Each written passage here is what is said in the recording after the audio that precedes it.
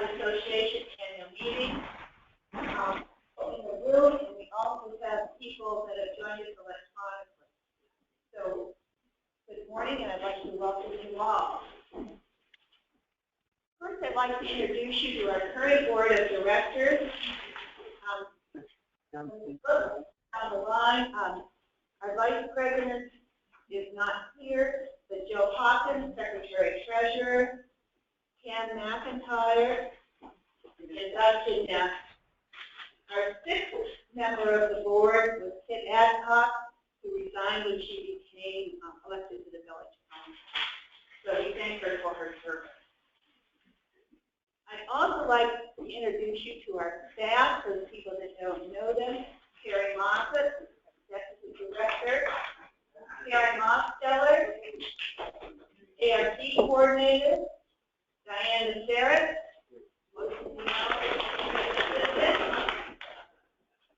Jane Baldridge, who's communication and ARC associate, and our newest member of the staff, Carol Burda, who's our bookkeeper, and she's here, so you have a chance to meet her today. I want to remind everyone of the committee volunteer opportunities that we have. The association staff works hard, but a lot of our work is done by committee and by volunteers that get involved. The sign-up forms for committees are over here at the table, and they'll have an opportunity now or in a little while to be able to get those. We're especially looking for a membership of our Education Committee, which is responsible for the garden and the boat park, and is going to take on additional responsibilities for common property, common land.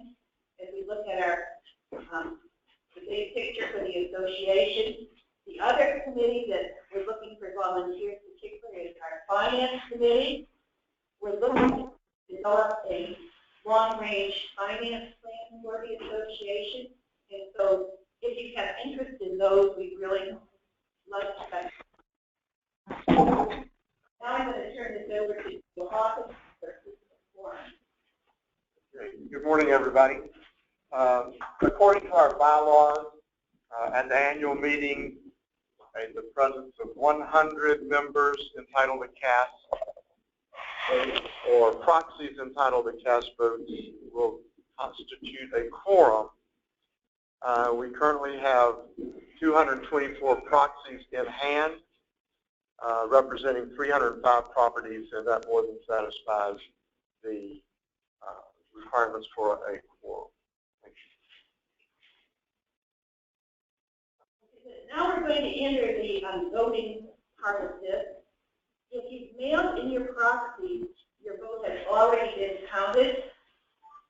If you're voting today at today's meeting on your own behalf, you must fill out a ballot form. You cannot accept the proxy. If you're voting today for somebody else and you have their proxy, you also need to sign a ballot form and hand it in with the proxy in order to have that vote count. So at this time, anyone needing a ballot, if you'll raise your hand, and we'll be counting those ballots out.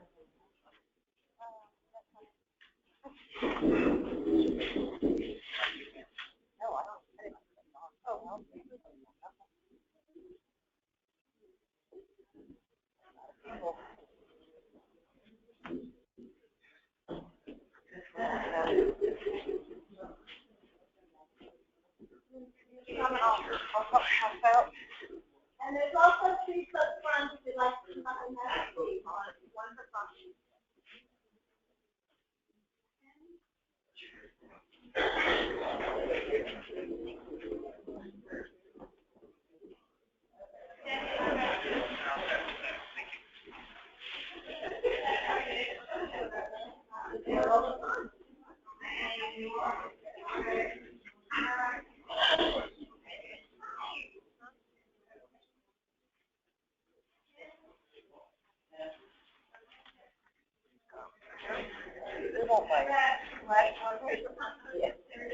And right behind you.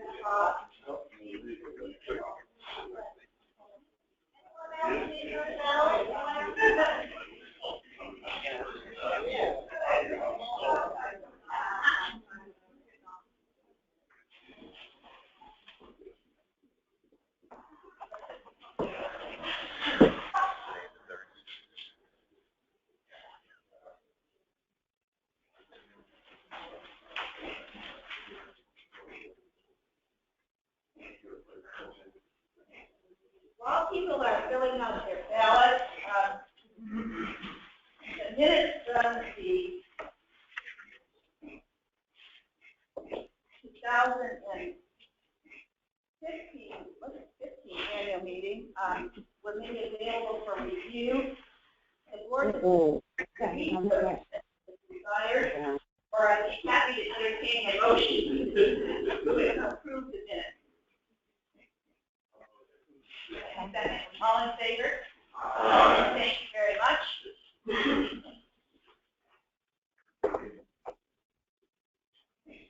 I'd like to recognize the nominating committee. This year's nominating committee was John Alexander, David Jetson, John May, Marvin Newworth, and Joe Hobbs as the board liaison.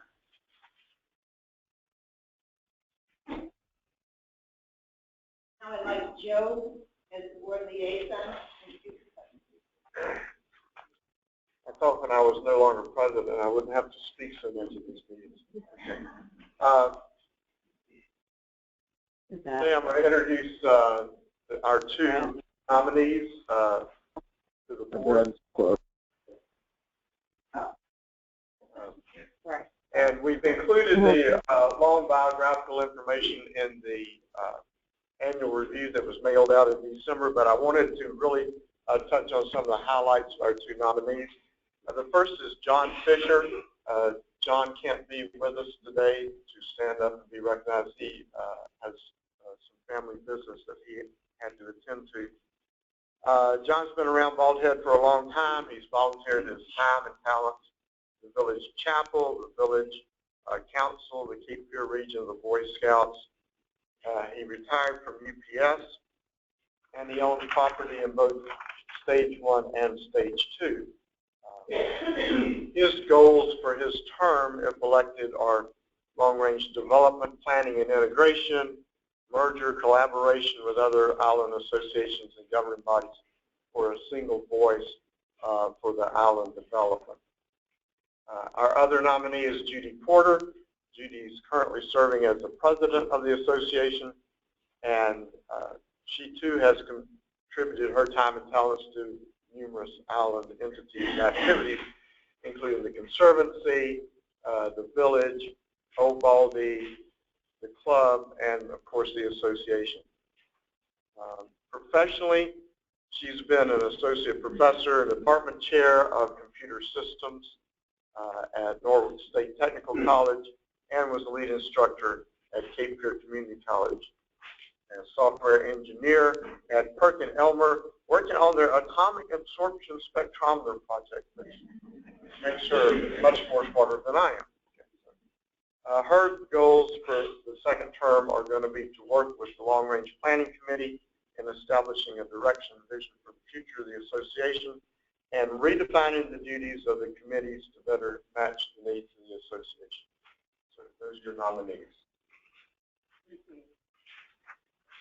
Okay, I'm going to call now for the close of the election. The color committee is Diana Sarah and Cathcart and Terry Moffitt. We'll now select the ballot.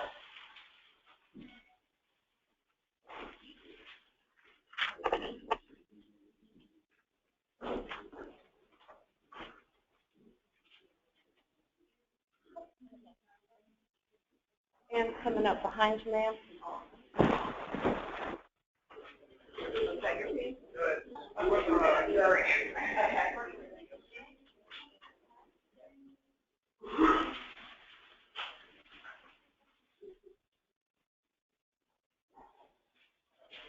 Any more ballots?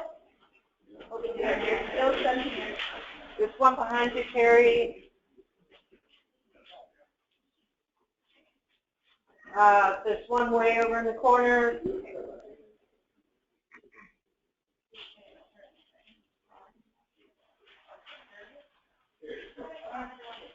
Here, Kirby has one.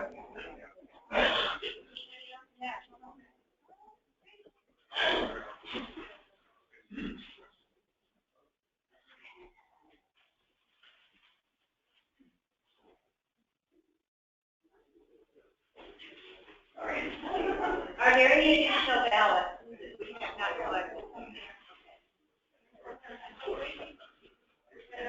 Thank you for recording our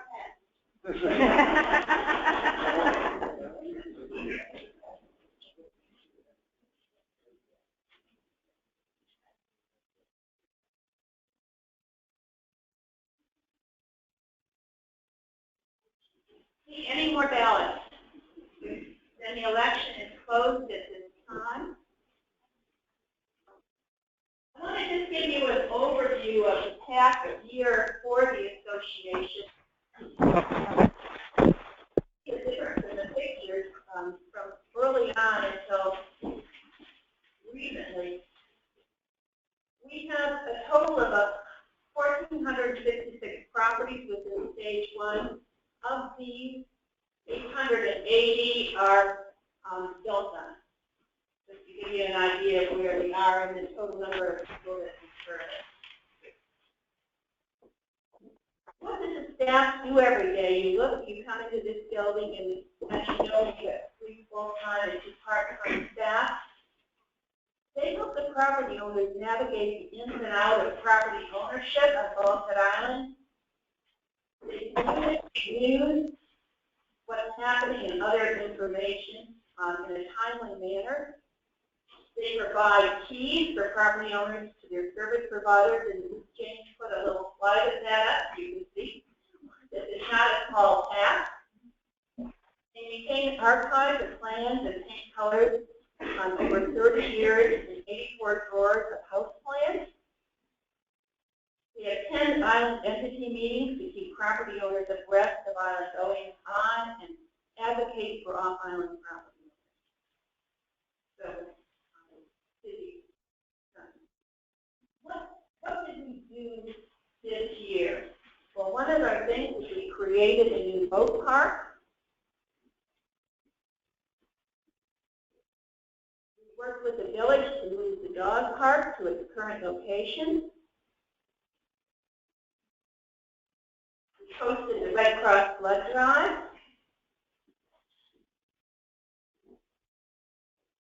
We hosted the Offshore Energy Forum.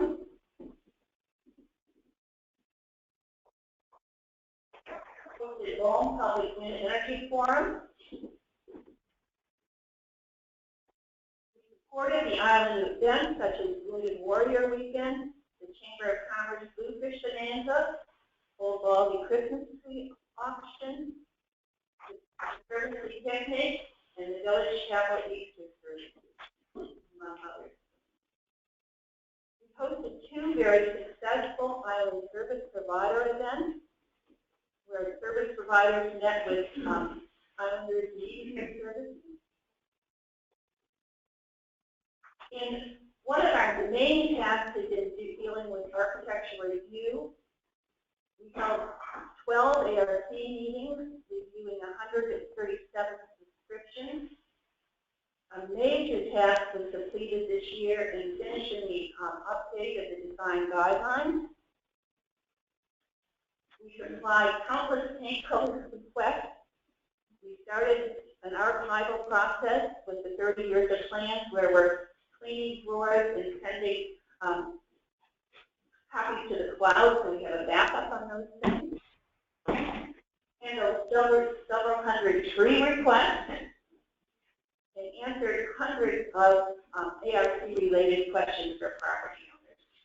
And I don't know if any of you are ever in this building during the day, but it's a revolving door for people with questions, things that they need to do.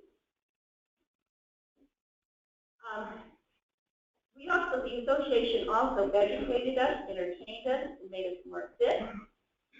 We held countless yoga, Pilates, CPR, and APT training and card-making classes. We reinstated Monday potluck dinners. We hosted Tai Chi classes, hosted a pink fashion show, hosted IT classes, Island Treasures, a book signing.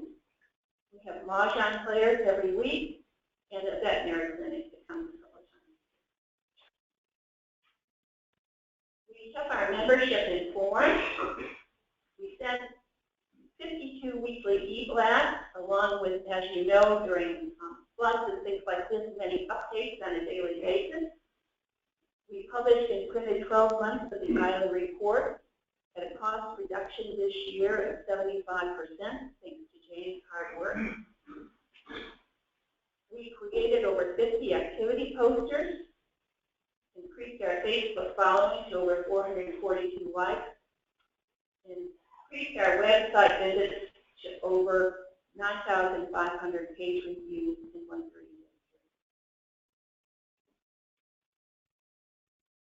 We held 2 successful litter sweeps. We updated the garden, and if you didn't see it, you need to go by next spring and take a look at it. And now I'd like to turn the meeting over. That was the past. Now we'll look at the future. And Ann Bazille is going to give us a view of what the Long Range Planning Committee has been working on.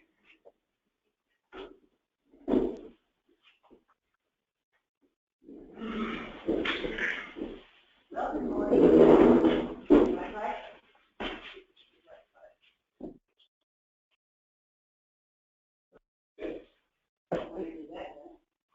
Okay, good morning. Thanks for coming. It's always a pleasure to see so many people here for this annual meeting, because the association exists to serve you, the property owners and homeowners. The mission statement for the association hasn't changed in the past years. It's to provide leadership on behalf of all of our members through community advocacy, communication for our members, and activities sustaining the values and attributes that make this island. With that in mind, the Long Range Planning Committee this year set about doing a strategic analysis so we can take a look at where we are in the association and where we want to go.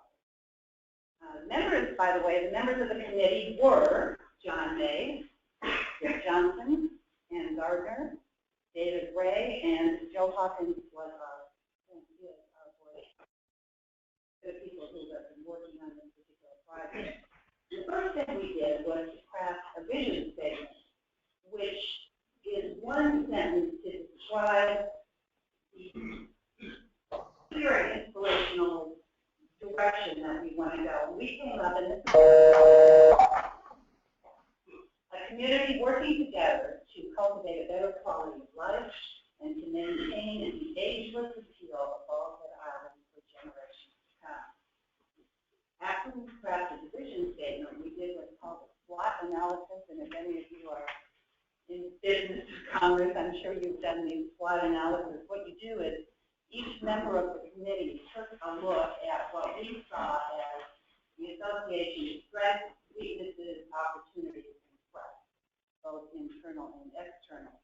And then we brainstormed about those, and we combined them, we subtracted them, we put them in order of importance, and as a result of that, we came up with 7 goals that we are submitting to the board that they follow out to coming year. The first one is awareness and advocacy. The goal is to be a leader with property owners on all islands, wide issues to advocate for you. First action item under that is to develop a way that the voice of all non-resident home and property owners can be represented on village-related issues. We said there are 1,466 property owners. About 90% of you exactly you don't have any say in village referendums such as broadband or beach renourishment, issues like that. And we believe that way that your voices can and should be heard on this issue. So one of the things that we're going to be working for this year is try to figure out how we can. The second action item is to identify, monitor, and provide information on potential offshore threats. Some of you may know that 2 of our association members were part of a delegation that went to Washington, D.C. to lobby against offshore oil drilling. So we have to be aware of what's happening around us in order to deal with those threats in the future. And then the third one is to work with the village to promote improved broadband. That's the first goal. Second goal is research and resource management, to provide stewardship for all of our assets, including the community centers, shared common areas and lagoons. So oversight for all the undeveloped common areas, for the community garden, book storage, and working with BHA on the shared common areas. And of course, depending on how the vote goes today, we may or may not have another piece of land to add to the association common area, and there would be an action item involved in that. All right, the third goal is one voice for all homeowners.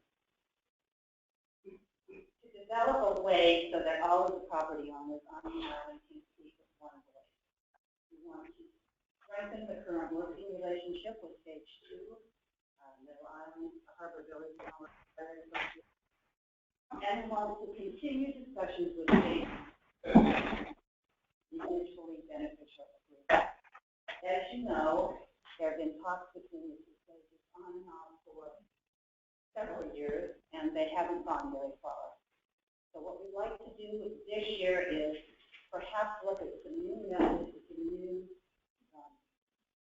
strategies on ways that we can approach this issue of bringing those 2 stages together. And what is really important is that we figure out a solution which is a win-win solution, so that the property owners in both stages feel good about the agreement. Okay, now I guess we're on number 4. Communication. We have always felt it was important.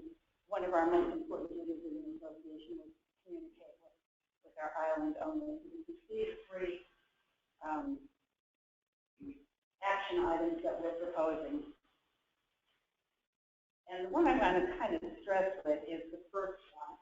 Survey our members to test communication effectiveness.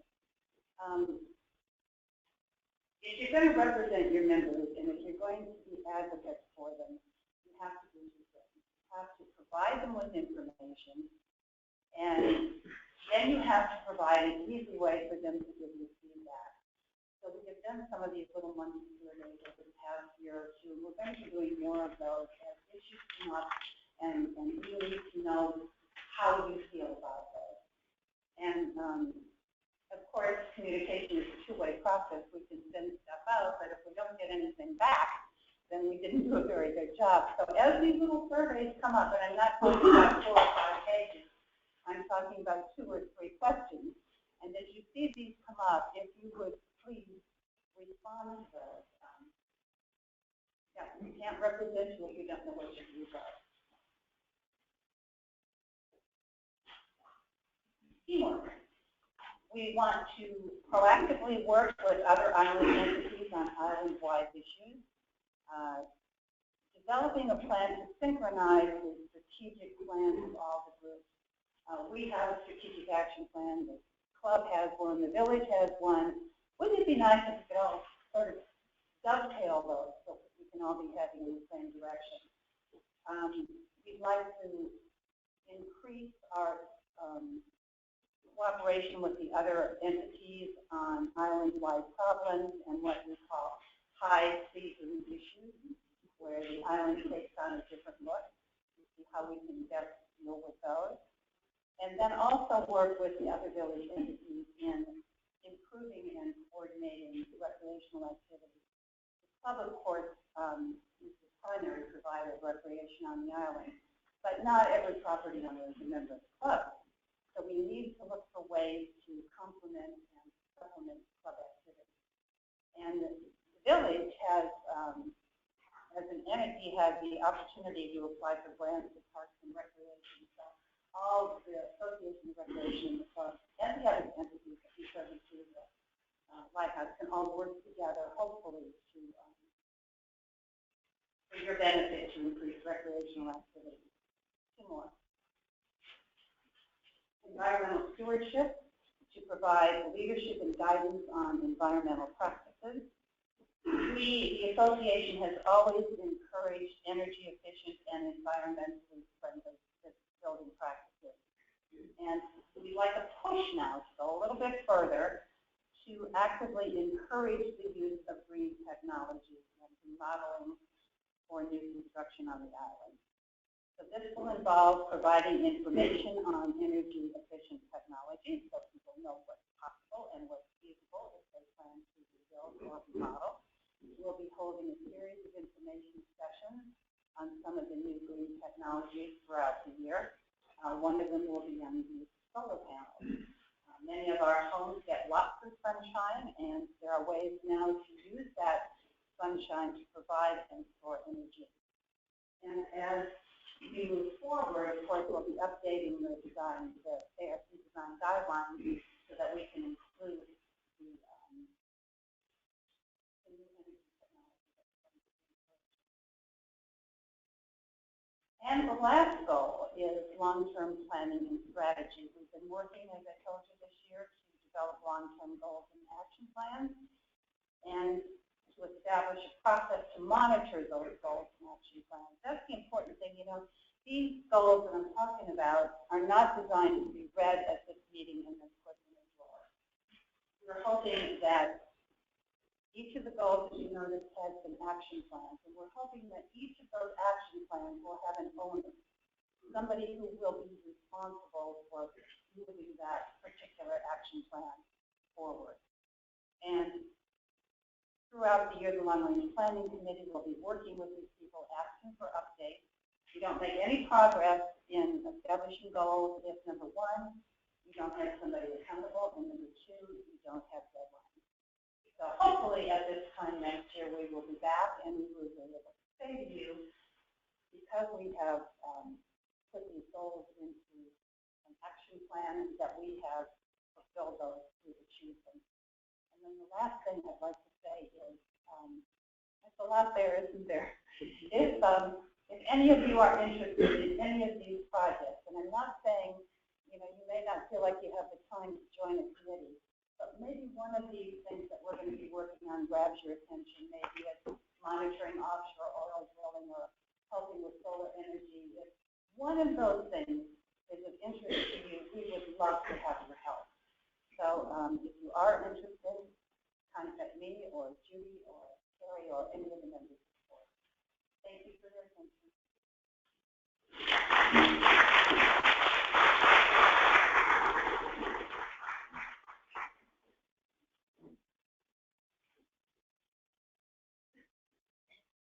I'd like to, at this time, recognize committee members whose 3-year terms have expired that are now rotating off.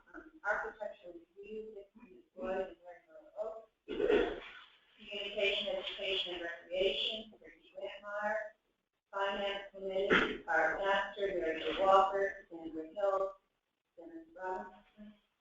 Long Range Planning Committee, Vic Johnston, and Kane.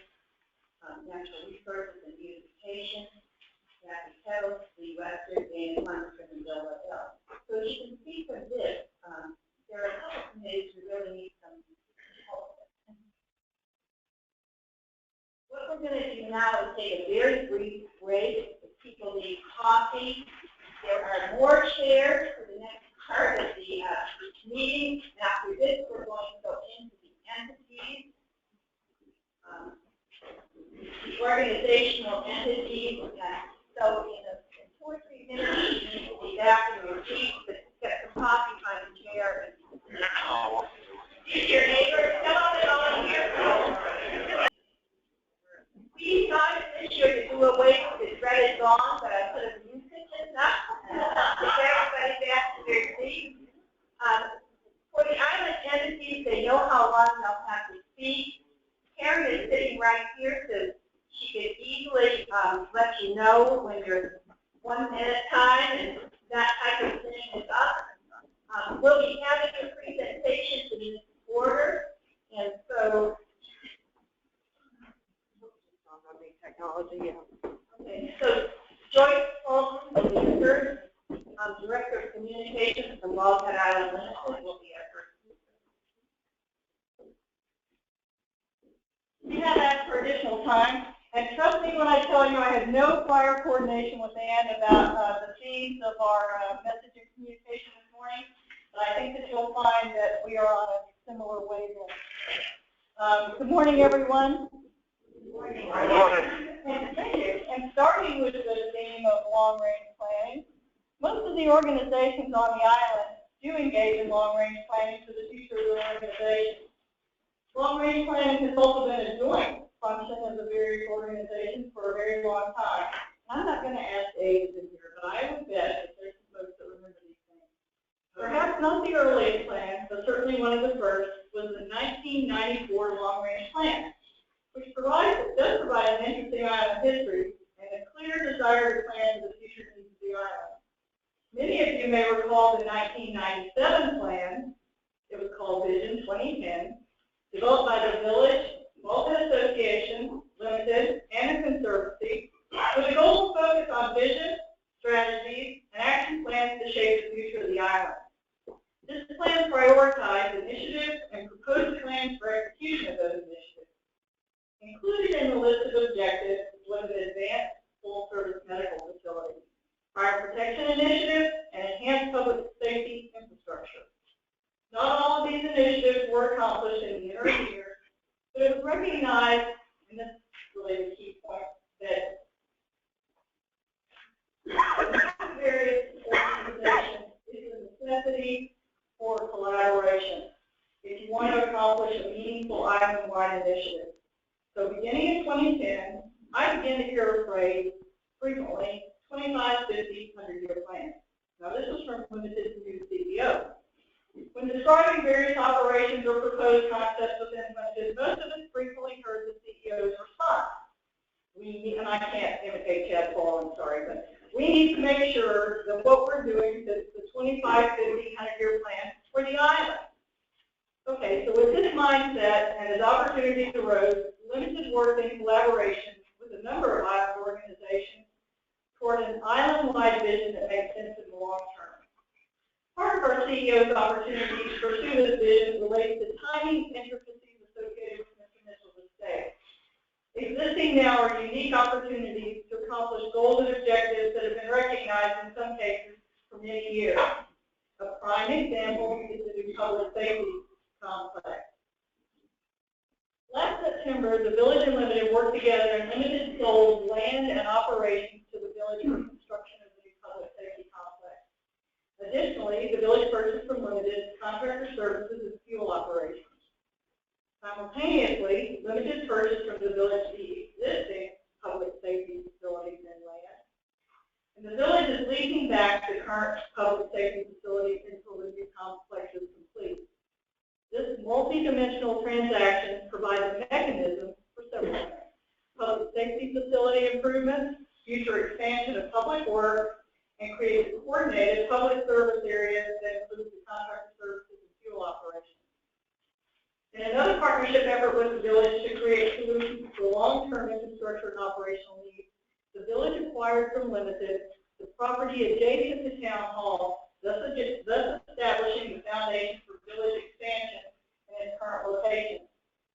The Baldhead Association, aware of infrastructure opportunities being made to other island organizations by Limited, began to wonder if there was an opportunity to purchase the site commonly called Battery 4 as a long-term investment in BHA's future.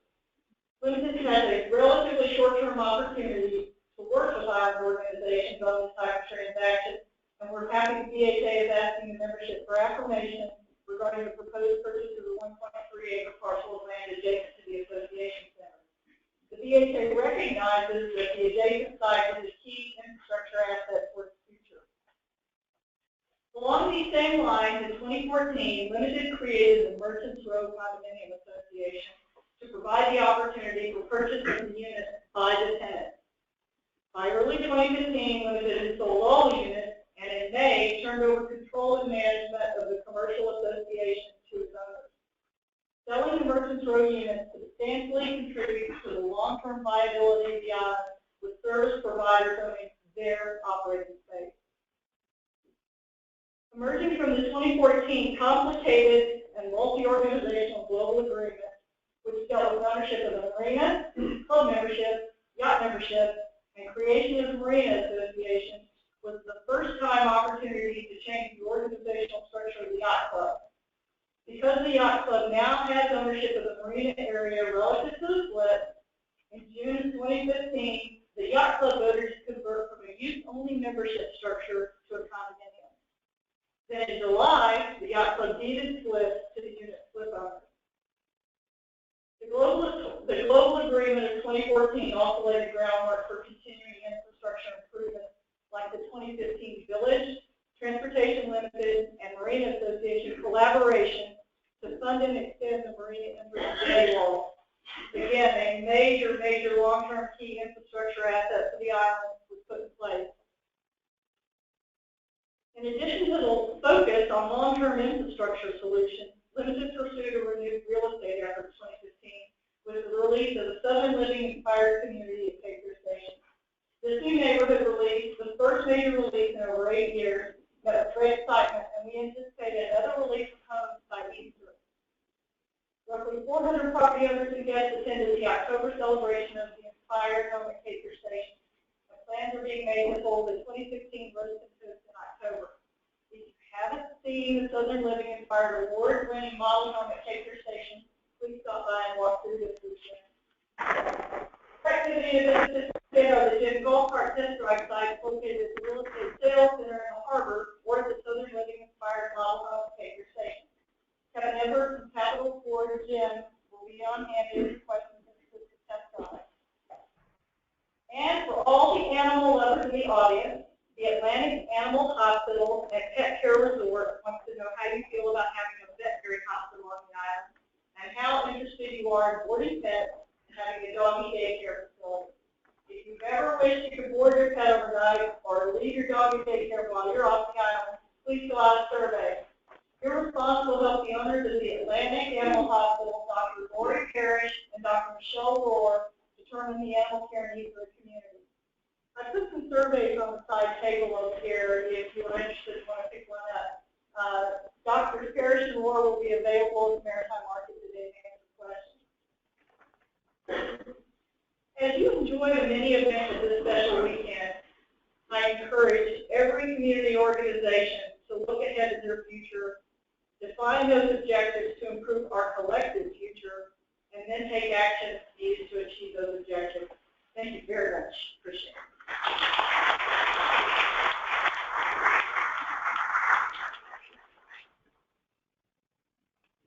Thank you very much, Joyce. Maybe we could have a copy of that survey to put online for our membership. Next will be Chris Webb, President of the Old Baldy Foundation. Morning. How's everybody? I am listed as the president of the Old Baldy Foundation, and I've been working for the last 2 years as the interim executive director. At the January 20th board meeting, I submitted my resignation as president. That said, the board placed me as the permanent executive director. So I'm here for you. And that will be effective immediately. The board is reviewing everything and will be electing a new slate of officers, but in the interim, Kim Gottschall has agreed to step in as the acting president for the short term. She doesn't want to be president. I don't know why. Unfortunately, I wasn't here last year. I had to make a last-minute cancellation. So I'm really grateful to be able to be here this year. So I'm going to kind of try to put 2014 and 15 together in one night. We had a very successful 2015. We saw total admissions of 24,000 visitors, which was about the same number as 2014. 2014, we did increase the admission cost for adults to $6 because the state of North Carolina imposed a sales tax on not-for-profit admissions. So in order to pay that 6.75%, we had to find a way, so we charged adults more. In 2015, we had a fairly successful pirate weekend. As many of you know, the board has made the decision to discontinue the pirate themed weekend. It's going to be replaced by the National Lighthouse Day celebration, which is August 6th and 7th. It'll be a 2-day event held at the Ovaltine Lighthouse. We intend to concentrate our resources on expanding some of our current fundraising events and adding some new ones. In 2015, we took over the 4th of July park parade from Bald Head Island Limited, and we also took over the Maritime Classic 5K 10K. We partnered with the Bald Head Island Club this year to expand and improve the Light Up the Holidays party, and we had over 40 trees at the auction. It was very successful. So we want to thank everybody that decorated trees this year for us. This year's quilt, which Maryland Midway is selling raffle tickets for, is called the Light for All Seasons. If you haven't seen it, the club has graciously offered to display it for us. So it's been in their lobby for quite some time. The winner is going to be announced tonight at the Smith Island Social. I want to thank Marilyn and all the Ovaltine quilters who work tirelessly week after week. They're very dedicated to their craft and to the foundation. So thank you, Marilyn. They do have a Facebook page, which is Ovaltine Quilters. You can watch the progress of the new quilt. Our Lighthouse Learners Fund is expanding. We were able to bring 440 school children to the island in 2015, which is about 50% more than we did in 2014. We began to seriously solicit private donations, and we had 2 substantial donations last year in addition to a grant from the Outer Banks Lighthouse Society. This allowed us to almost 100% subsidize all 440 of those children, which is a very expensive proposition when you're bringing 100 and some kids and their chaperones over. So we hope to expand this in the future because our mission is to make Ovaltine accessible to all school children, and we have a lot of affordable options for groups that contact us. We also were a part of the Southern Living Inspired Home. Ovaltine supplied doses to host the Southern Living Home every weekend in the fall, and Ovaltine did receive 40% of the admission fees from that. So that was a nice check that we got at the end of the year. In 2016, we're facing major repairs to the lantern room. We're going to sign a contract with International Chimney for about $125,000 to try to stop the water from pouring into the lantern room. So we will have the tower closed mid-April to mid-May. 2017 brings Ovaltine's 200th birthday. We're already starting to plan a year-long series of events. We're hoping to partner with a lot of island entities. We've already started a plan with the Bald Head Island Club for a special weekend of events. We hope to do an event monthly from March to December. So if you want to volunteer or you have any ideas or you have a business and you want to partner with us, we really look forward to working with everybody on the island. Work does continue on our new building project, but unfortunately it has fallen a little bit behind schedule because of various external forces. That said, that is not a reflection as to how important this project is to the future of the foundation, the expansion. So that's Ovaltine. I do just, if I can take a minute and on a personal note. I meant to talk about this last year, but as I said earlier, it was necessary for me to cancel at the very last minute. My husband Ray and I went on a very long and difficult journey starting in 2013. And this actually is the weekend. This is why I wasn't here last year. It's now 2016, and I'm moving on to a new chapter of that trip. And what I wanted to say last year, the experience that I had, although it was difficult, I can't thank the island community enough for the care, kindness, and generosity shown to me, Ray, and my family. The island community has the ability to set aside differing opinions, politics, and disagreements for the common good and to accomplish a goal. That is really the true value of this island in my opinion.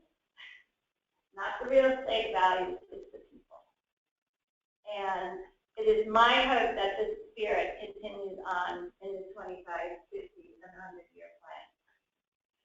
My pay it forward last year was the first annual Ray Webb Memorial Blood Drive, which the association kind of hosted right here. We had a little mobile blood unit here. The island collected 35 units of blood. It's the first time it was ever done on the island, and the response, according to the American Red Cross, was exceptional. We had no shows, no calls. We had every spot filled. This was all made possible through generous donations from Bulkhead Island Transportation, the Bulkhead Association, the Maritime Market, and the Village of Bulkhead Island. They all waived their barge fees, provided lunch for the staff, and we had many volunteers come tips with the water ladies. So the second annual Ray Webb Memorial Blood Drive is scheduled for March the 29th. So you'll see more information about that, and they'll be coming here, and I hope to get 35 more units. It was pretty amazing. I know when Ray was sick, he used over 14 units of blood from the American Red Cross, and nobody ever asked to repay it. So this is my way to pay it forward with all your help. So, thank you. Thank you.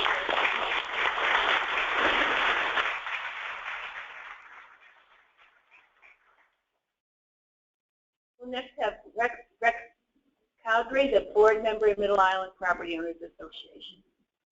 Thanks, Judy. It's a pleasure to be here. Thanks for the invitation to talk briefly with you all. You may be surprised, perhaps pleasantly so, to learn that we have no long-term planning process. Last year, we were in the midst of negotiations with a young family, and I'm pleased to announce that on May 22nd, transfer of Middle Island, docs, equipment, leases, architectural review process, covenant enforcement rights, and whatnot took place from the owners to the association.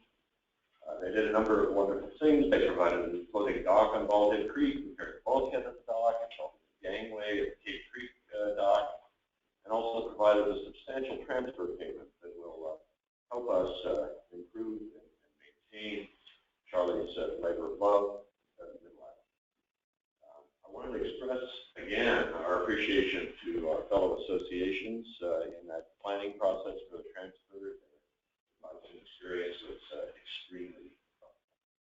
We've been really happy with the degree of support that we've had from the property owners. 85% of the owners actually voted on the covenants. 100% of those voting approved, and 100% of the owners promptly paid their first annual assessment. Always good. Actually, we do have a long-term goal.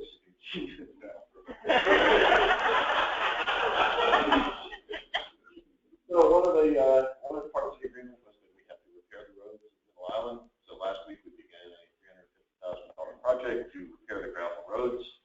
Through mid-February, Heritage Hauling will be hauling some 1,500 tons of aggregate base source onto Middle Island. And then Barnhill Contracting will be scarifying roads and shaping them, placing new gravel, compacting the roadway. So for obvious safety and liability reasons, we've closed Cape Creek Road to non-essential traffic during this repair process. It would hardly do for a visitor's golf cart to come flying down the winding gravel road and get an unpleasant and dangerous surprise come head on into a quad-axle dump truck or a motor grader. We really appreciate our relationship with the Conservancy. As you know, the Conservancy has a number of parcels out on Middle Island, including sanctuary.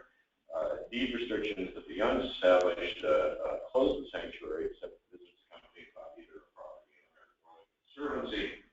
The conservancy tours are a great opportunity to experience Middle Island and actually learn something about the flora and fauna. And they'll continue except when the road is closed to all traffic in certain sections during the road reconstruction. Speaking of which, we really appreciate the help that we've gotten from the village in this process, particularly Crystal Falls, utilities, public safety, public works. Coming as I do from Washington, D.C., the experience has been a pleasant contrast.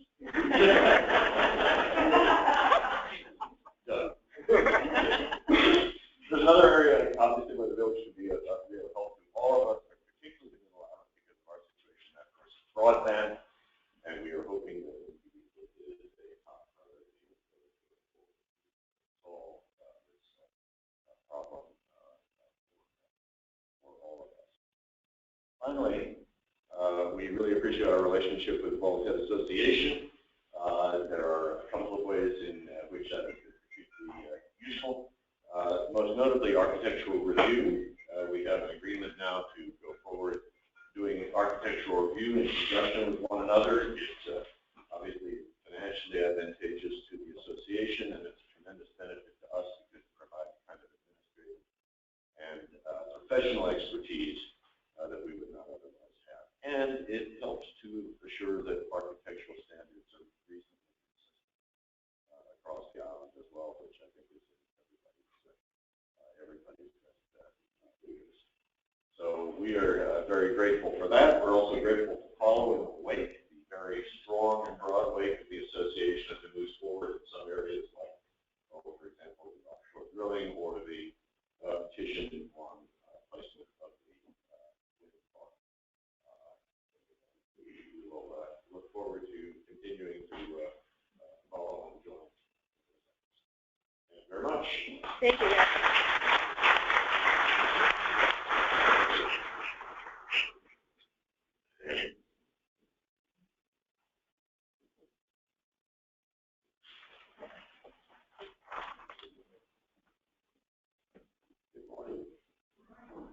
I'm not Dick Johnson.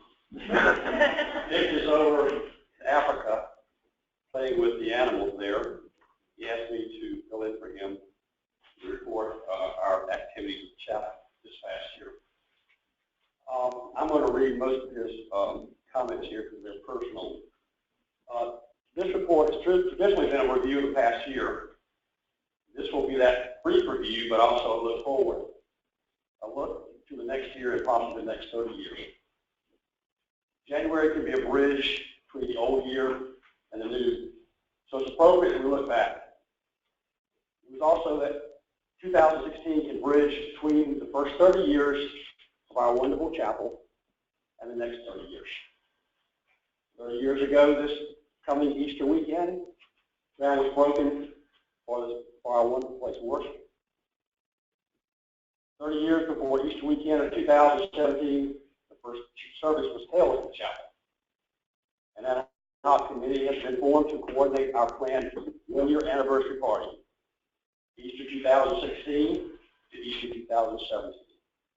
We hope to focus 2016 chapel activities toward building on what the chapel leaders of the past have built so we can continue to be a vibrant impact on the spiritual life on Bald Head Island here. Some examples of thoughts and plans in process as we go forward. The long-awaited website is up and running.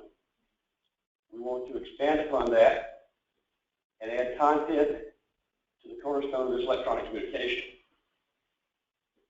We're going to be implementing a new audio-visual system, a 70-inch high-definition TV quality audio system to be installed in this building. These would feed from the Bald Head Island Chapel for high-demand services, including Easter, memorial services, weddings, etc. The board has agreed for this use, and we will be able to use the equipment as appropriate. We also welcome Catholic services in our chapel. The priests are available. So going on to some of the business items, first thing is we have to do this year is replace 3 retiring board trustee members.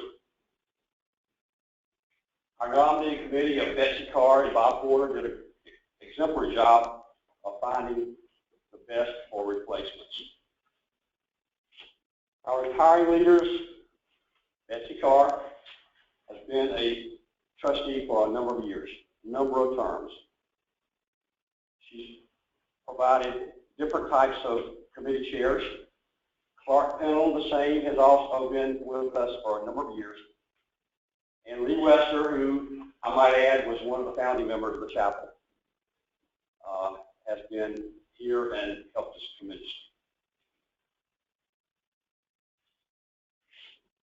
In 2015, with the help of our board, Ed Clomson, the previous Building and Grounds Committee person, we initiated a program of rehabbing our ministers' quarters at Fort James Landing. We completed the project in a little over almost 3 months, and it is a great place to house our ministers. Of course, you know our ministers are welcomed by our property owners, and they come on Wednesday and stay till Monday. And they have a beautiful new place to reside while they're on the island and enjoy the island activities. With the help of Steve Henson Builders, I took over the responsibility from Dana at the end of last year, and we completed that project.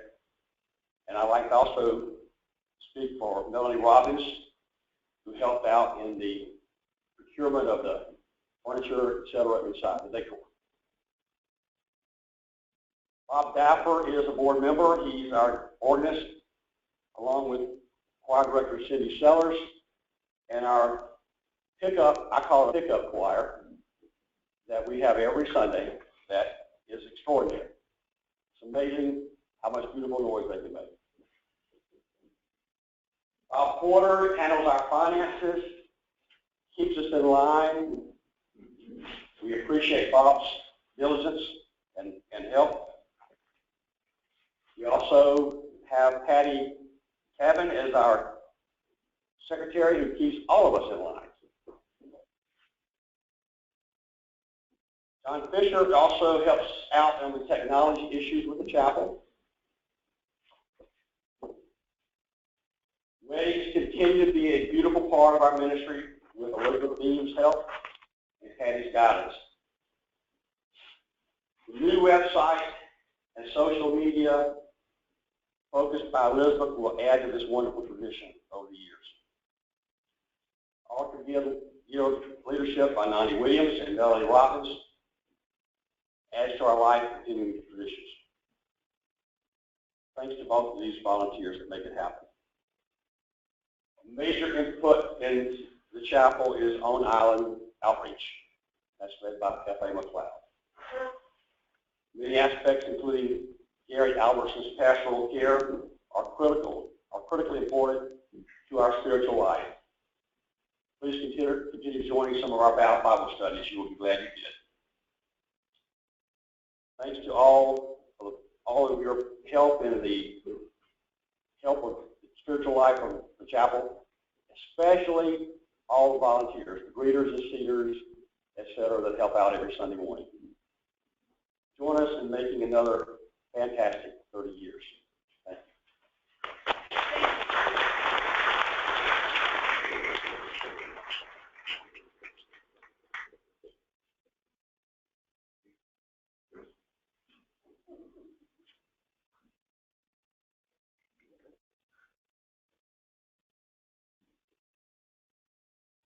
Good morning. Good morning. Steve Henson I'm filling for Paul again this year. He's in Central Florida, I think, swinging the golf club this morning. He couldn't be here. Thanks, Con. Thanks for the association for all they do for the island. I thank Limited for all they've done this year.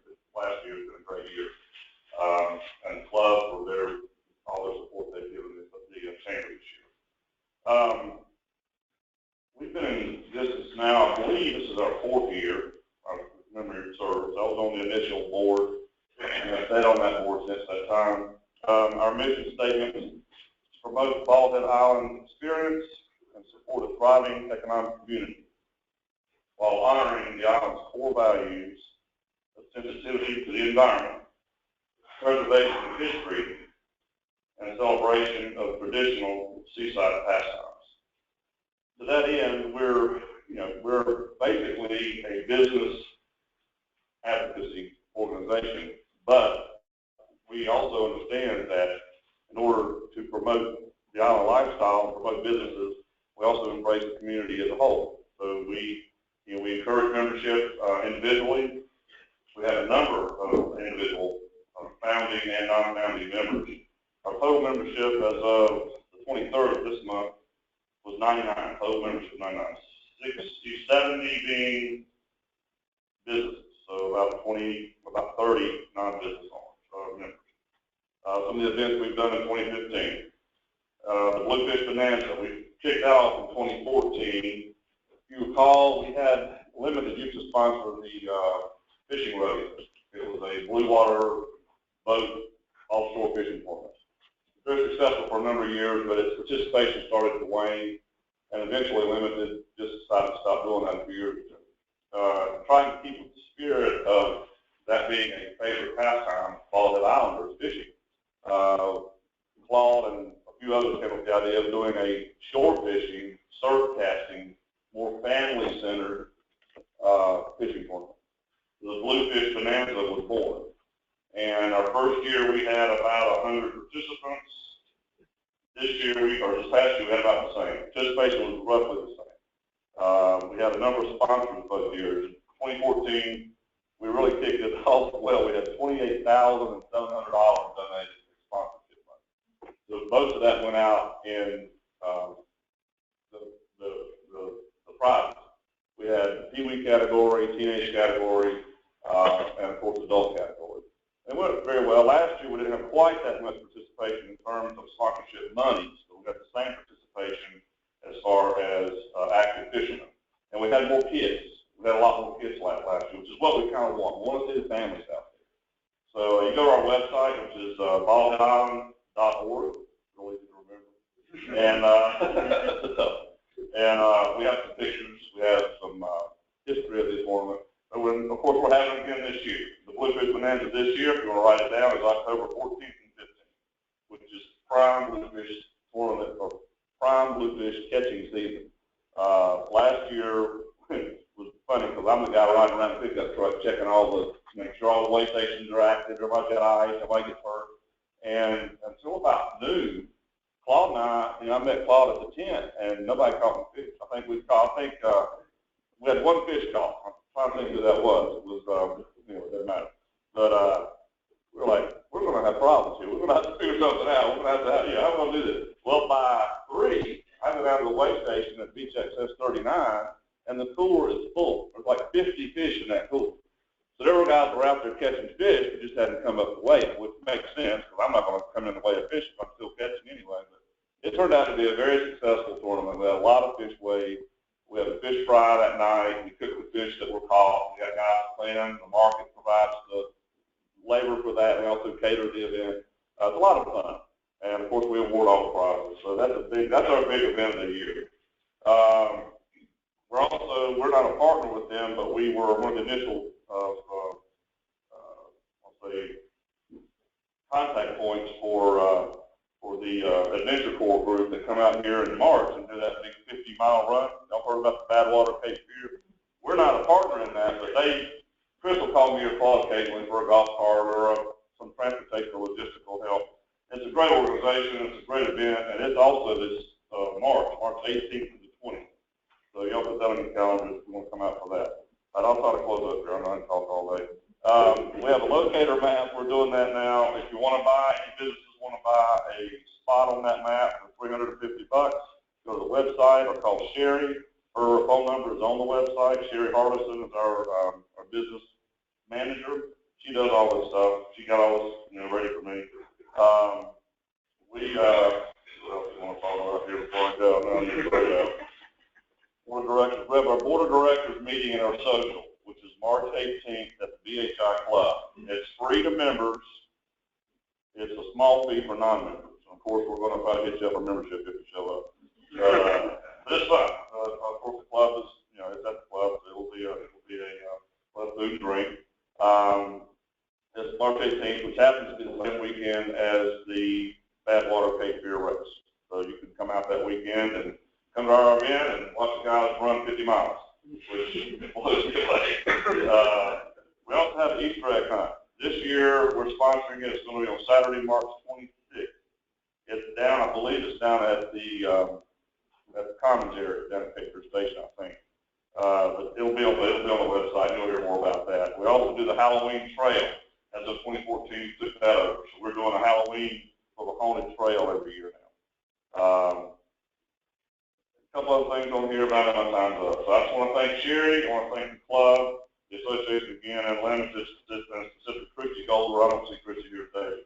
She has been wonderful to work with and help us with our marketing and our website and all that. Our meeting is the second Thursday of every month at 11 a.m. upstairs in this building. Anyone on the island, if you're here, if you want to come, you're welcome to come to me. They're open meetings. Thank you very much.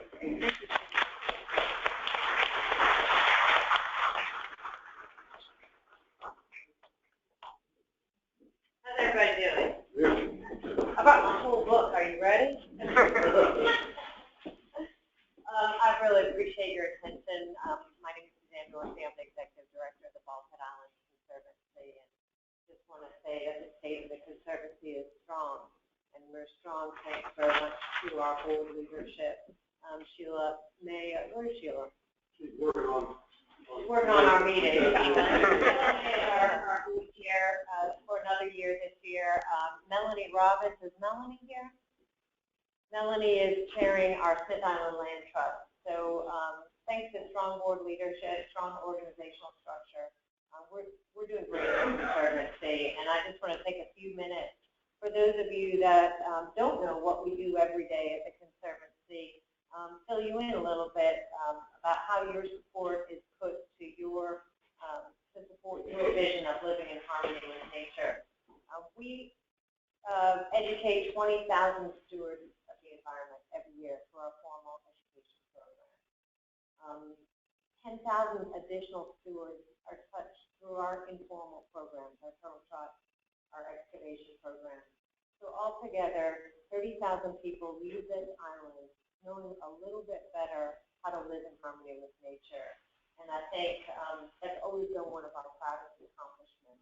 And I thank you for having that ethic and that value of what here is important and making sure that people leave understanding that and maybe come back and buy property and really buy into it. I think that's an incredible gift that you give to the world.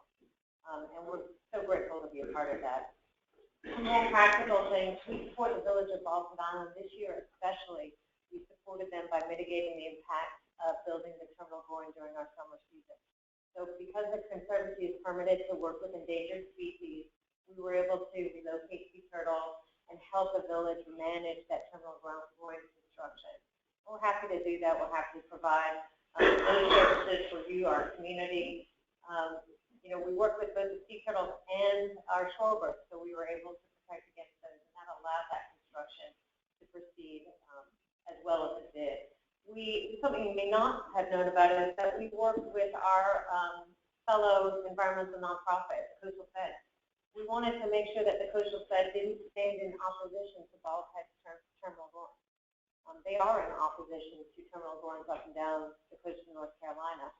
So over the years, we've been working with the Coastal Fed, talking to them quietly and consistently about why this terminal groin might be different and why this terminal groin didn't need their opposition, particularly their opposition in a lawsuit.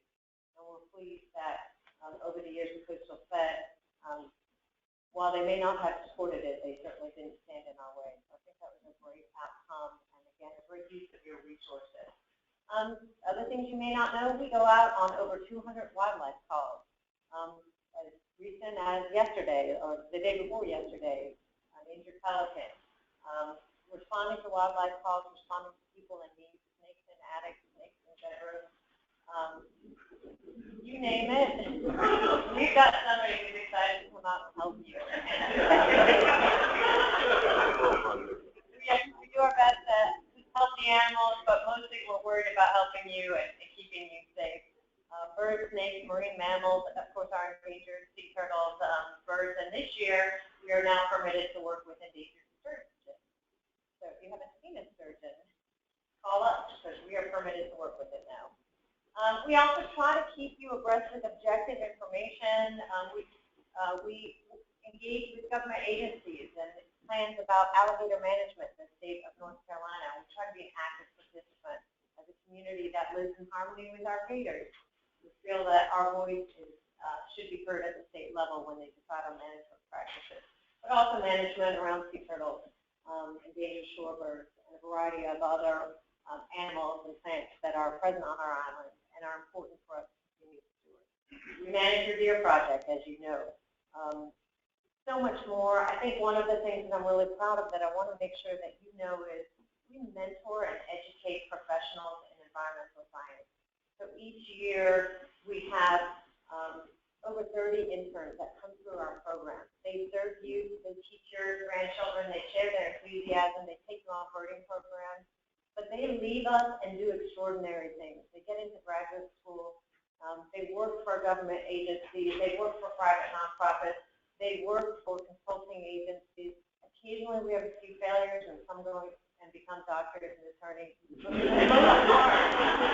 the most part, we're really successful, and it's a great place, a great accomplishment of your conservancy, really hitting our mission of education. We've partnered with some entities, some external entities, and really focused on partnering with entities to give you the solutions you need to live here. We have a weather station with the Climate Office of North Carolina. It's a pretty exciting outcome. We also submitted a grant to protect your salt marsh with the North Carolina Sea Grant and NC State. We partnered with Museum of Natural Science in their Whiteville office and brought leadership teams from Whiteville onto the island. And that's thanks so much to the work that Larry Lambert did with Coach Harbaugh. We were able to bring those teams onto the island and partner them with their peer mentors, our interns, while we're training them about environmental stewardship. It's always an exciting outcome. We do all this, and it comes back to our excellent board leadership, my wonderful professional staff that has the skills to put this in place with limited resources, stewarding your donations as much as we try to steward the environment. Just board leadership on partnerships in these academic environments is so crucial, and we've been so grateful for that support. We have technical staff that have advanced degrees that continue on and get further advanced degrees. They're looking to hear from you. I was asked them, what are the three most important things for the community of Bulkhead Island? And you should be able to understand what those are right off the top. And help provide you with objective information to inform your decision. Not making your decision, but informing your decision. And we work very hard to provide you with that. The future, everyone's talking about the future, and I'm excited about it. The future on Bulkhead is great. You know that Bulkhead Island, this community, is the only sustainably built barrier island community in the world. In the world. Nobody else had the foresight that the Mitchell family did, and this community, the generator society of living in harmony with nature, nobody understood that that would really allow you to be here today. But we've got to think about tomorrow. And as all of you work in your long-range plans, I urge you to consider the idea of coastal resiliency. Understanding your vulnerability, and we will work to provide you with specific information about your vulnerability. But what can you do today that will make you safe tomorrow from storms? We want to support you in that, and we look forward to working with all the entities. Thank you for your time.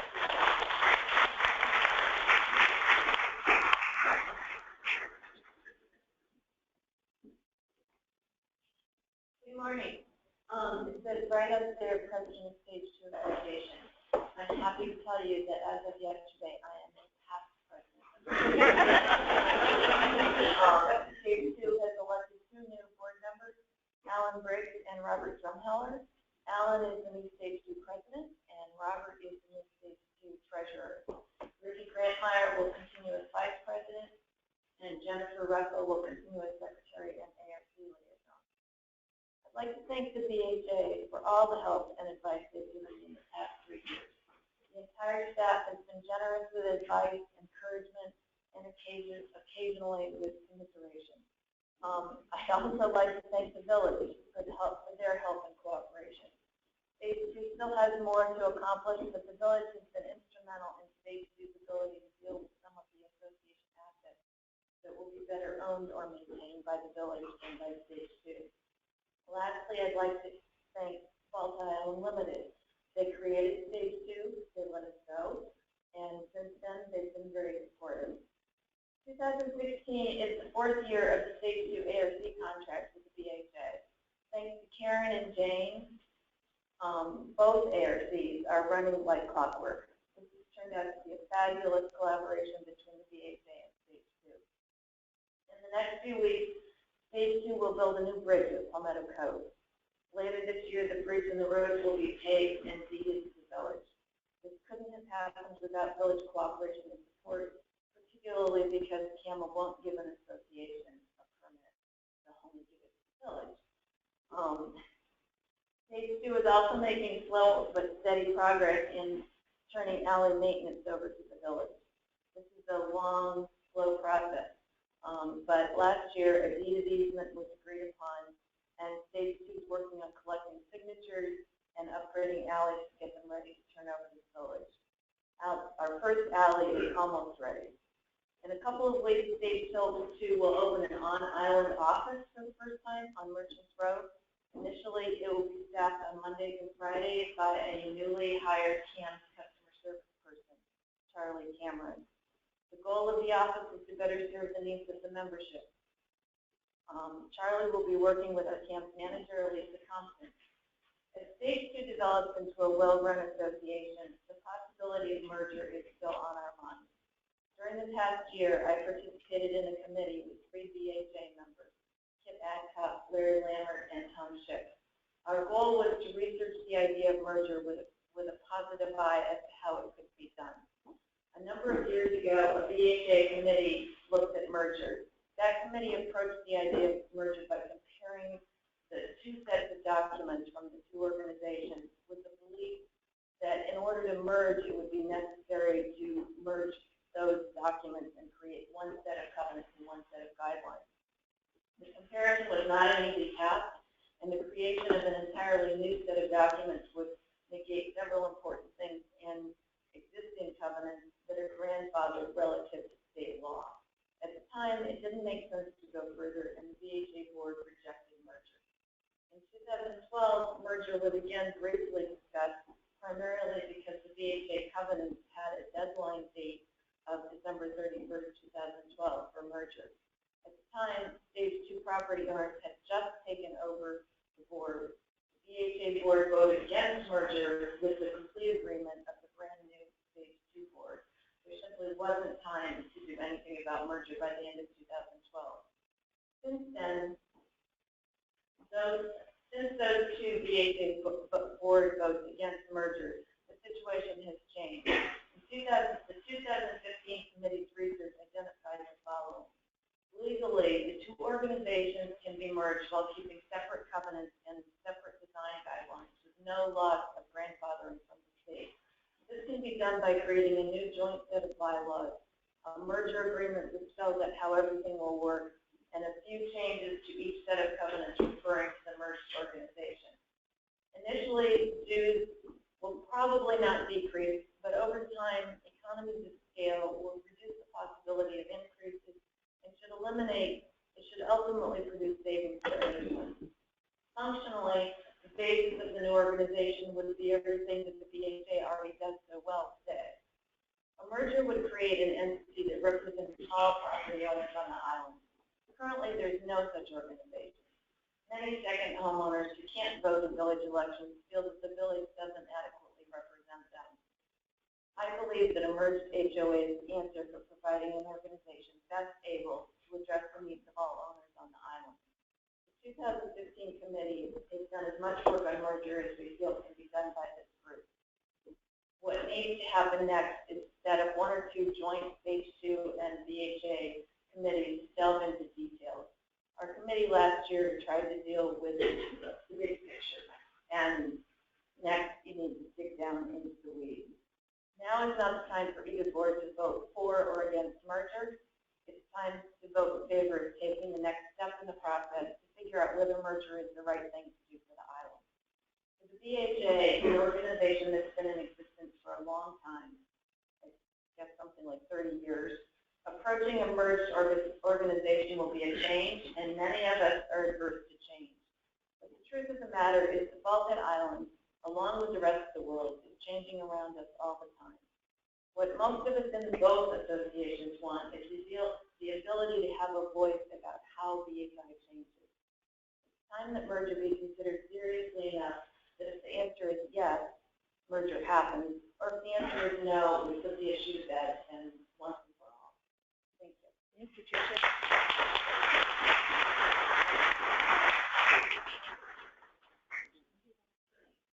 Yeah, he's going to want that.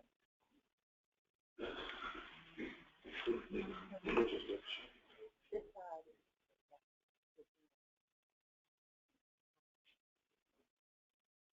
Get it open.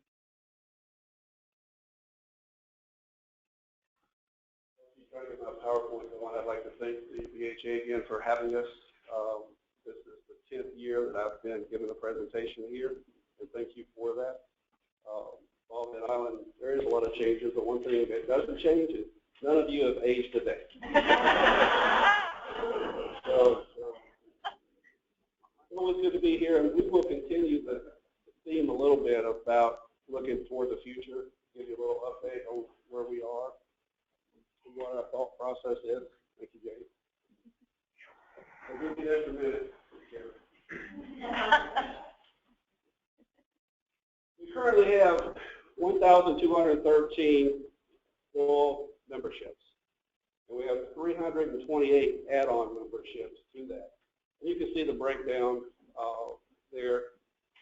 Our total membership limit will be 1,598 members. That has not changed in a while. The club is in good shape financially. We had a very, very good December, which helped bring in budget for the year. Although slightly, we did it again, and it's for a number of years in a row. We're very positive about 2016, but still a little bit cautious. I mean, it depends on what you read and which day you read it. The good news is we have paid off all our debt. Club is debt-free. And what that does, it allows us to plan better for what we need in our future. Just a quick review.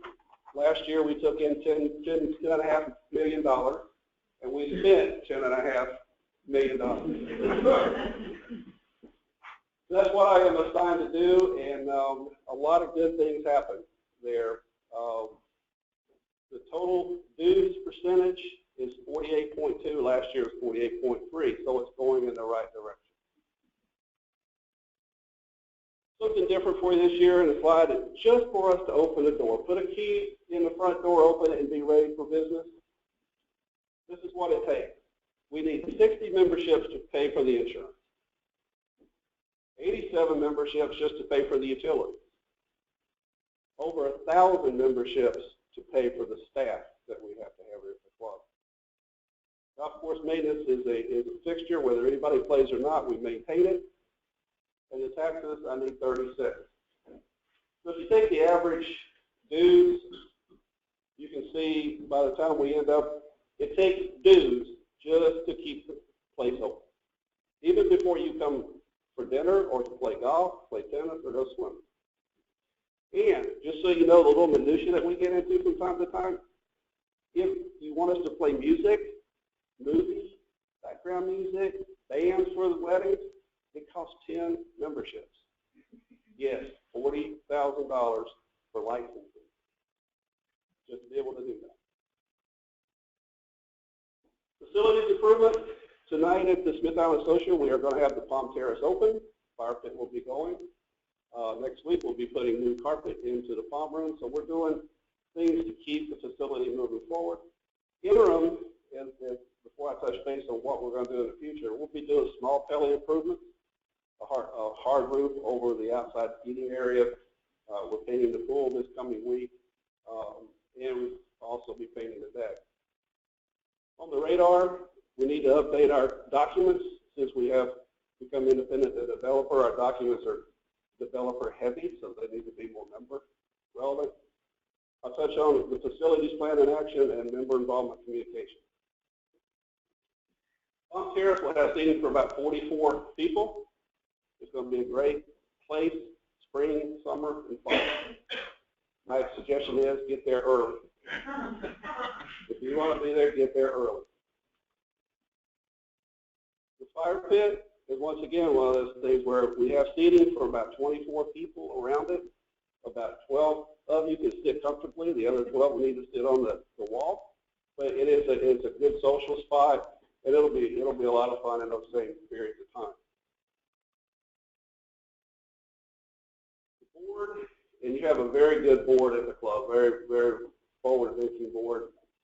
We are spending a lot of time and energy on what we need to do to make the amenities at the club of more value and more attractive. If we don't do this, it hurts everybody on the island. I think here the rules have changed. Just touching on Mrs. Barner, she talks about change. Nobody likes change. Change is coming. And in our industry, change happens overnight. You went from a retirement community where people wanted to play golf to where now retirement communities are where you want your grandchildren to come. So there's a big difference, and that's what we have to do. I know now that I'm a grandfather, nothing makes me happier than for them to come to my house, right?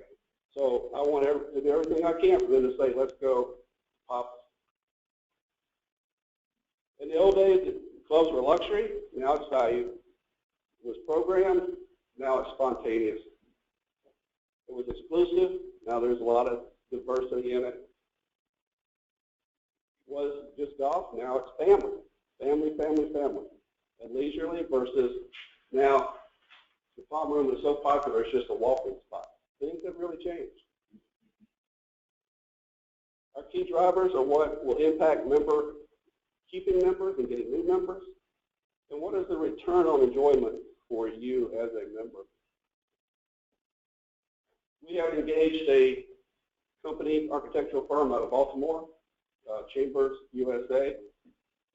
You'll get a little background on them in a minute, but that is to go through our new full Pele tennis fitness complex plans that we have. We're well into that stage, and we hope to be able to present something to you at our annual meeting in September. The overall site plan, I'm not going to go through all of it, but it's to improve the arrival, how the club looks when you get there, what we have to offer, bigger, better. Pool site will have a lap pool, a recreational pool, an adult pool, more shade, more places to sit, bigger. A real nice resort style that you see at a lot of other places. The Pele will be expanded so that it is much nicer, larger, and we'll have the kitchen facility be able to serve sometimes the 1,000 people that we have. So the plan is to have it where we'll have pocket doors so that most of the time it's wide open and have about seating for 200 people. Once again, when that happens, get there early. Fitness, wellness. Fitness is one of those things where when you're building an interstate, you might as well build 4 lanes versus 2 at the same time. So when we build a fitness center now, we're going to make it about a third bigger than what we really need, but knowing that the growth in the future will take care of that in a very short order.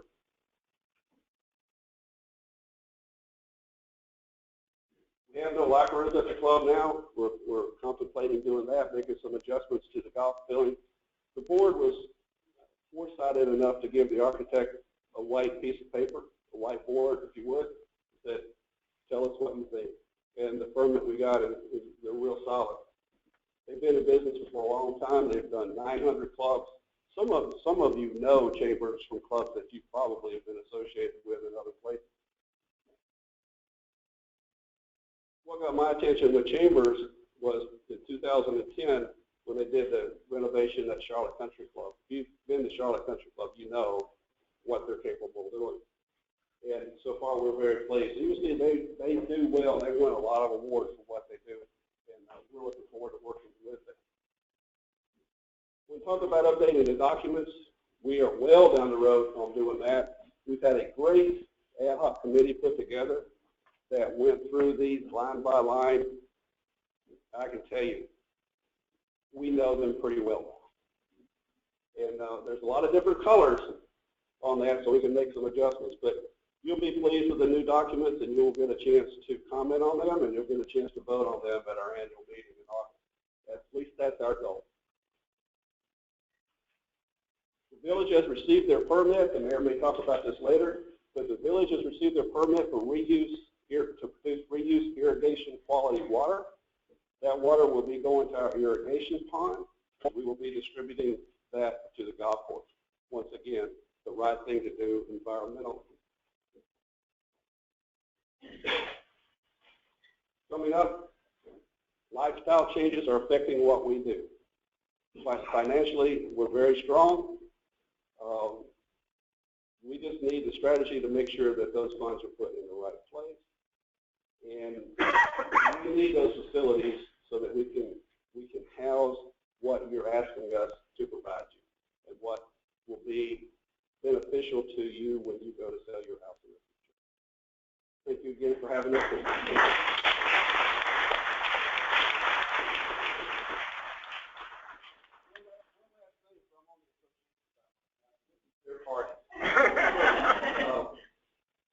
We did open up a few tables for tonight.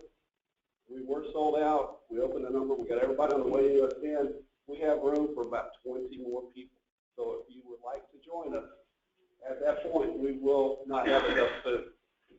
Okay? So everybody is welcome. Thank you.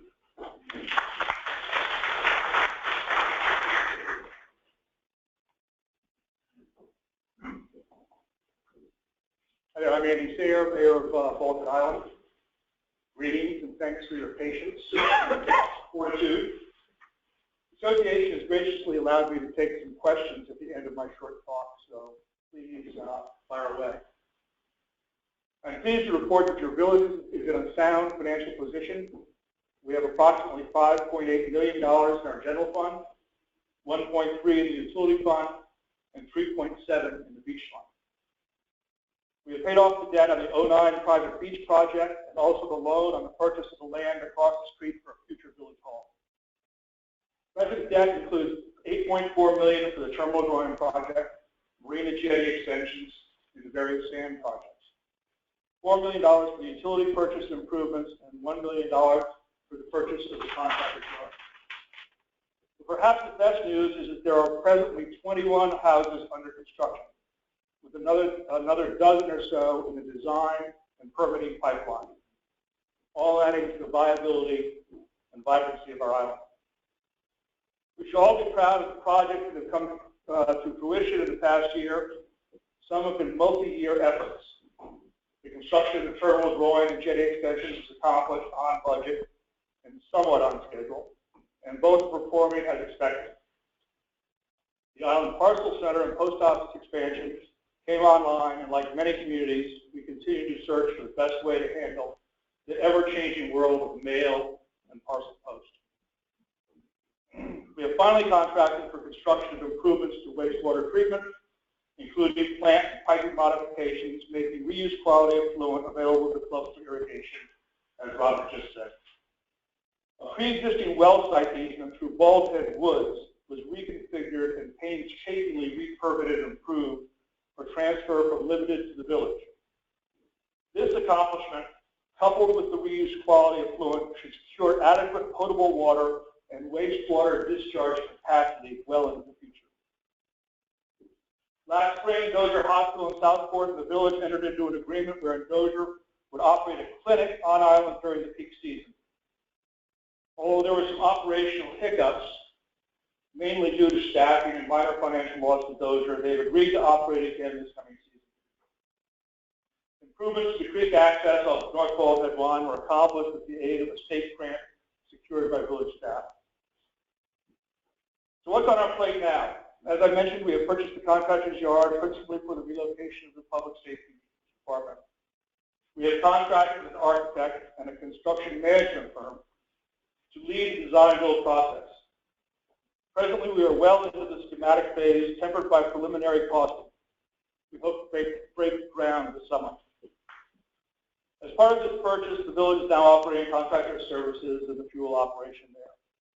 This is something of an odd duck for a municipality, but both an opportunity and necessity for our island community. Unfortunately, stormwater management is on a lot of property owners' minds these days. The village has begun design on the next phase of infrastructure to facilitate removal of water from the interior of stage 1.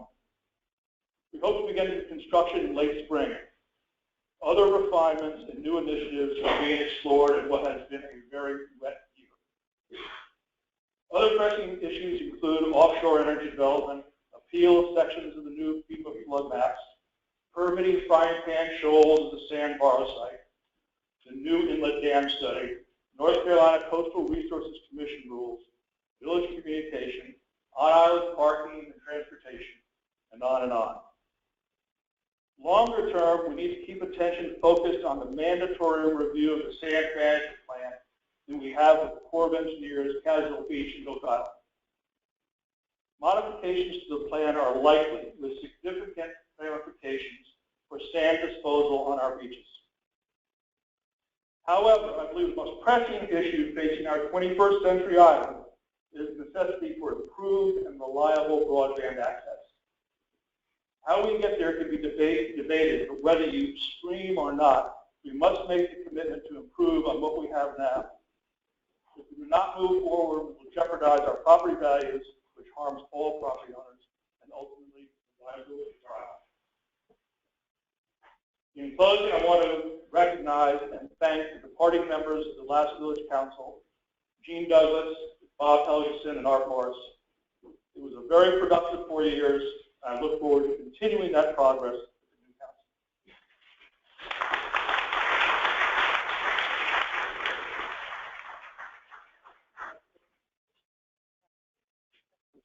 If anyone has questions for Andy or questions for anyone else that spoke, I think, does Carol have the mic? I put the mic up here. If you speak loudly or... I'll bring the mic. Along with the stormwater management, is there any planning for mosquito control and abatement going along with that? We do spray on a regular basis, so we're out there doing it now. We have definite licensing considerations we have to adhere to, and but that's part of the program. Okay. On the broadband issue. I'm sorry, just can I interrupt 1 second? It does some people at home that are calling in electronically hear you, if you don't mind. On the broadband issue, this week, we graciously for cable access on our street. And I had AT&T come out to repair that. And before that discussion, I was told that they are planning to put high-speed viewers on the island. That they were in the process of putting in that structure and all AT&T customers would get That would be news to me. This issue, you hear a lot of things about this issue, and you just have to make sure that that it's coming from a reliable source and it's not just rumor. But we will look into that. I was told that by AT&T. Yeah, I think they put a little bit on that. Okay. We got a phone call with AT&T. We got our service. So at this end of the summer, we may have 4 to 3 minutes. And there's a time when they have 5. So we didn't meet anyway. We got off AT&T. They said, well, you can come out and you take money if we can get you up to 19 or 20 days. Okay, please come. So, the people who are like that don't know what's going on. I think that's what you get. We are doing that. Okay, I'm doing it. They quickly learn that they were quite very good. So that is not what they call. Yeah, that's true. AT&T has a number of offices that don't generally communicate with each other. And as Robert said, they have different initiatives going out, and you hear various things. Any other questions? So, for those of us who hear all the rumors, what is happening? At this point, we are having the bond referendum was defeated, as you well know, and so we are having a retreat next week with the new council. The new council has unanimously supported working for better broadband. So how that plays out, we will have our attorney with us on one of those days next week. So our attorney dealing with broadband. So we'll get a strategy going. Hopefully.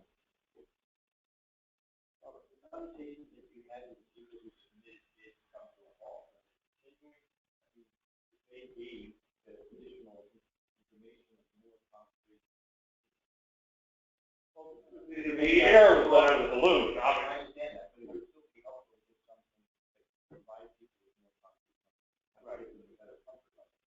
Well, we were definitely pursuing. We haven't stopped communications with any of the people we talked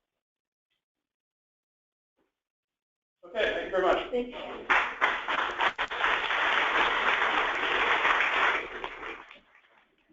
I have a question for the board. Yeah. I understand that the board has the ability to tell us that they're going to do something and then graciously allow us to vote on it, purchasing a new property. And then the assessments were based on a snapshot of 1,446 properties / 880 rooftops. And that assessment will be over 3 years. Will stage 2 be assessed for this new asset we own when they come in? Will the unoccupied properties be assessed at a new level when they come in? Because this is an asset the rooftops are buying. No, all of the properties within stage 1 are going to be assessed. Right. One's at one level, one's at another. Right. And as soon as they go to the rooftop, are they assessed at a new level? At the present, there is no agreement with stage 2. There is no merger even on the table. So those questions can't really be asked, but we are working very hard at this time. The board is looking at the fact that stage 1 membership paid for this building asset and looking at imposing fees on other entities that are not paying for the asset. But right now, our only ability is to, the proposal was as was voted on, and it could be, there could be a difference as time goes on, and we take a look at our financial picture in the assessments, but right now, what was proposed is what will either be or not be for this person. Will the board ask membership when that decision is made, or will they just do it? Because we sitting here will own that asset, and right. Limited selling new property. We will try to provide all the information we can to the board for the membership. And you know, we talked about, you heard Ann talk about using SurveyMonkey and that. We will try to get as much input from our membership as we can on decisions as we move forward. The vote has not been counted yet, is that correct? Voting results.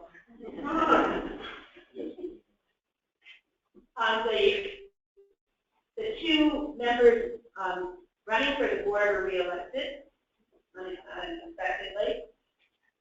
The covenant change was approved by 87% of the membership. The battery 4 purchase was approved by 60% of the membership. So as we move forward, we're going to be looking for a lot of input on that report.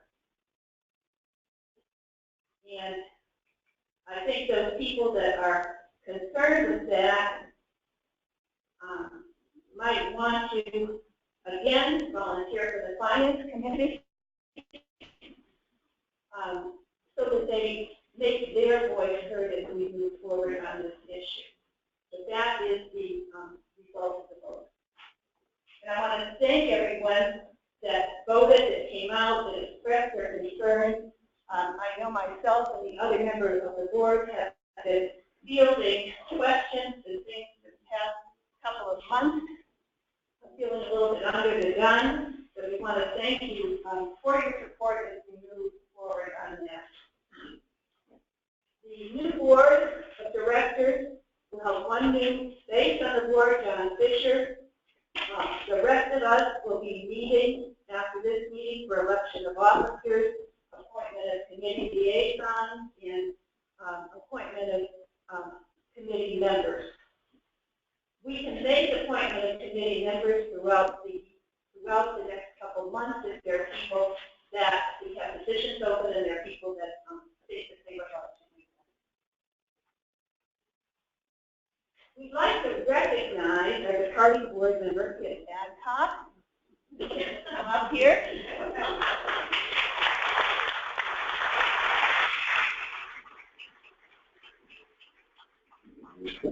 It has been active in the association since 1990. I moved here, 1990. 1990. And one of the things that she was active in over the years was that she was active at the time that this building was being constructed. And what we have for kids is sort of a commemoration on a lot of her achievements on this. This is an original sighting of the Qualified Island building and also showing the new purchase of the Battery Ford. Okay, so thank you for your service and enjoy working with you on the Village Council. Thank you all very much.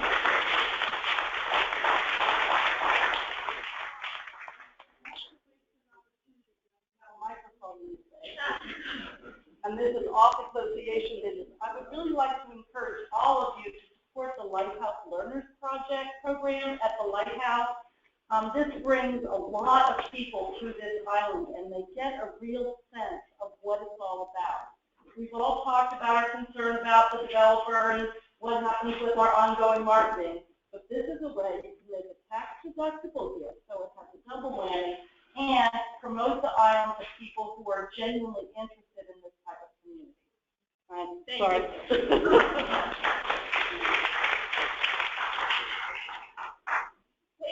I'd like to thank you all for coming. We look forward to hearing from you. Oh, wait, Diane?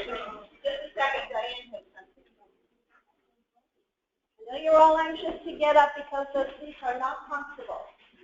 As you depart today, if you are interested in the Atlantic Animal Hospital and Pet Care Resort being here on the island, two of the representatives will be outside. They'll give you a form to fill out. They will be at the Maritime Market if you want to fill the form out and drop it off. It's just a questionnaire. Would you like to have the services that they provide here on the island for your pet? Thank you. You need a motion to adjourn. Could I have a motion for adjournment? All in favor? Aye. Hey, that was a loud affirmation. Well, I like